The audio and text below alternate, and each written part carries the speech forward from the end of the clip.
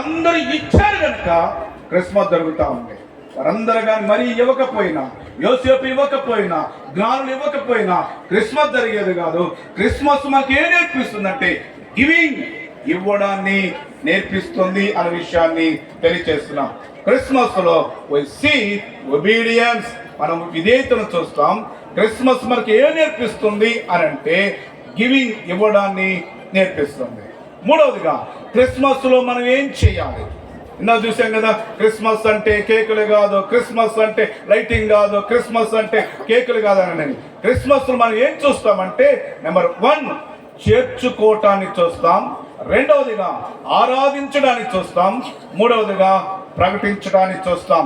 గొర్రెల కాపరుల దగ్గరికి వచ్చినప్పుడు యేసు ప్రభు పుట్టిన కొద్ది గంటల్లోనే ఆ వార్త గొర్రెల కాపరులకు తెలిసింది. గొర్రెల కాపరులు గొర్రెలు విడిచి రాగా పశువుల తొట్టిలో పరున్నటువంటి యేసును చూసి వారి హృదయాల్లో చేర్చుకున్నారు. క్రిస్మస్ నువ్వు చేయాల్సింది యేసును చేర్చుకోవటం.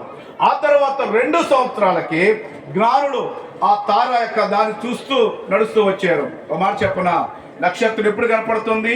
రాత్రులు కనపడుతుంది. జ్ఞానులు పగలంతా విశ్రాంతి తీసుకొని రాత్రులు ప్రయాణం చేస్తూ వచ్చారని ఒక బైబిల్ పండితుడు అంచనా వేస్తున్నాడు. వారు నక్షత్రాన్ని చూసిన తర్వాత యేసు దగ్గరికి వచ్చేసరికి 1.5 నుంచి 2 సంవత్సరాలు పట్టింది. గొర్రెల కాపరులు వచ్చినప్పుడు తొట్టిలో